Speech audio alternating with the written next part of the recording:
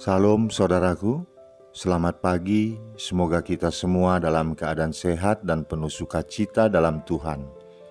Marilah kita menggunakan waktu sejenak untuk berdoa, membaca dan merenungkan firman Tuhan sebagai sumber kekuatan, inspirasi dan motivasi bagi kita hari ini, Senin 15 November 2021. Sebelumnya mari kita berdoa. Bapa di sorga, kami bersyukur atas hari yang indah ini, hari yang penuh harapan. Kami akan merenungkan firman-Mu. Kiranya Roh Kudus menerangi hati dan pikiran kami, agar kami sungguh memahami firman-Mu. Dalam nama Tuhan Yesus Kristus kami berdoa. Amin. Firman Tuhan yang menyapa kita di pagi ini, Yohanes 3 ayat 20. Sebab barang siapa berbuat jahat, membenci terang dan tidak datang kepada terang itu, supaya perbuatan-perbuatannya yang jahat itu tidak nampak. Demikian firman Tuhan.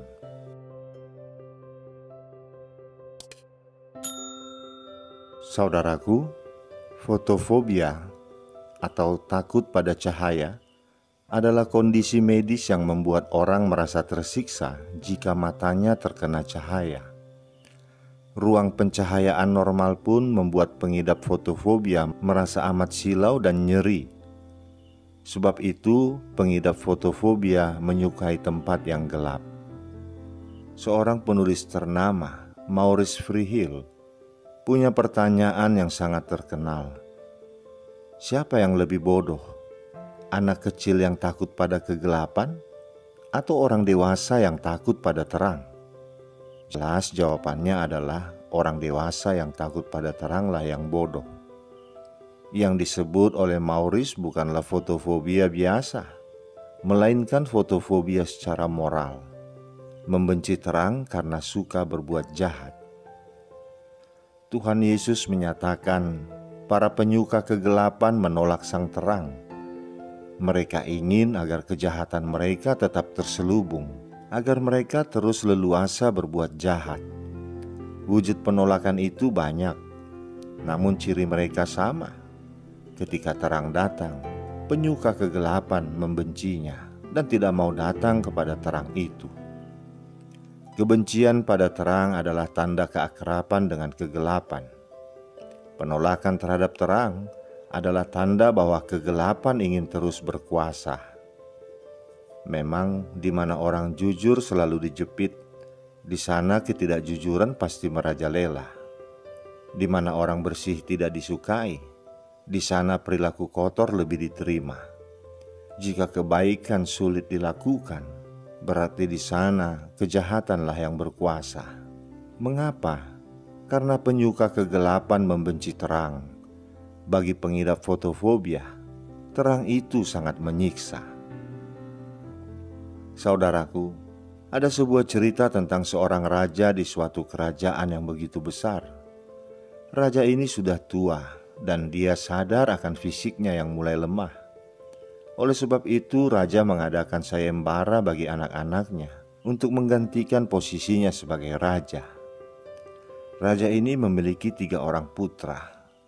Yang satu pintar, yang satu gagah, dan yang satu lagi pemberani.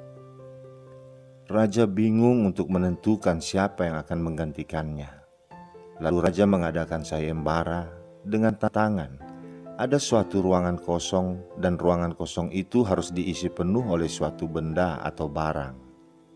Lalu raja memberikan modal kepada anak-anaknya uang sebesar 1 juta per orang.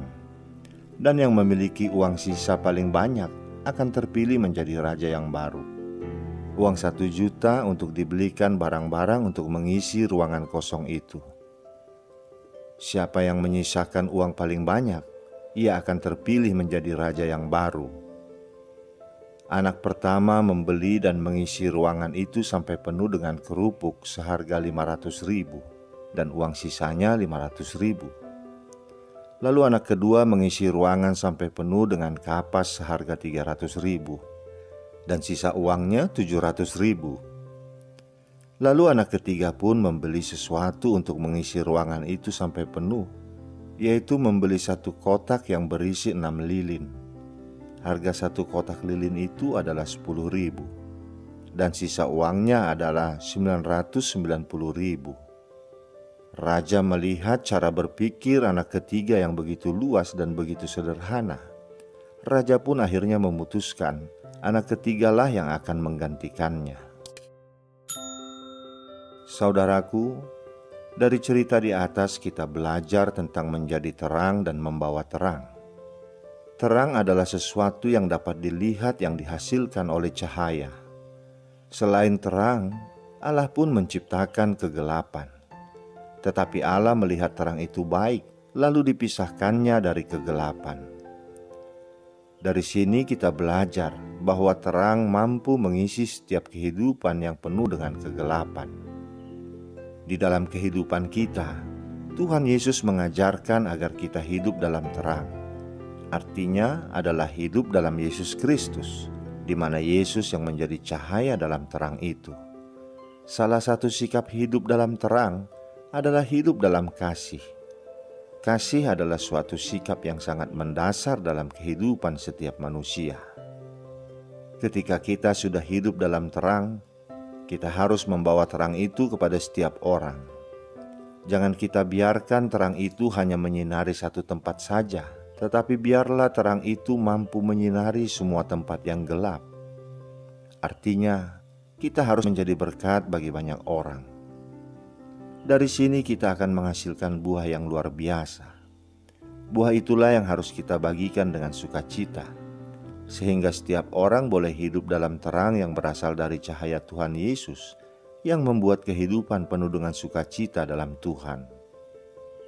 Marilah kita hidup menjadi terang dan membawa terang dalam dunia ini, karena Tuhan ingin anak-anaknya tidak hidup lagi dalam kegelapan, melainkan hidup dalam terang Kristus Yesus, sehingga kehidupan ini penuh dengan kedamaian dan memberikan hasil untuk kemuliaan Allah. Amin. Kita berdoa. Bapa di surga, kami mengucap syukur kepadamu untuk cahaya kehadiran-Mu dalam kehidupan kami. Kiranya kami berjalan dengan taat dalam terang kebenaran-Mu saja untuk segala hal yang kami lakukan di dunia ini.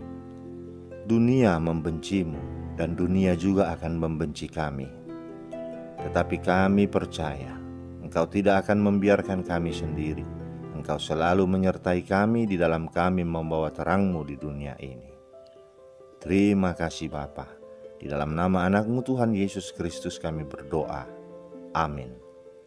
Selamat beraktivitas saudaraku. Tuhan memberkati. Shalom.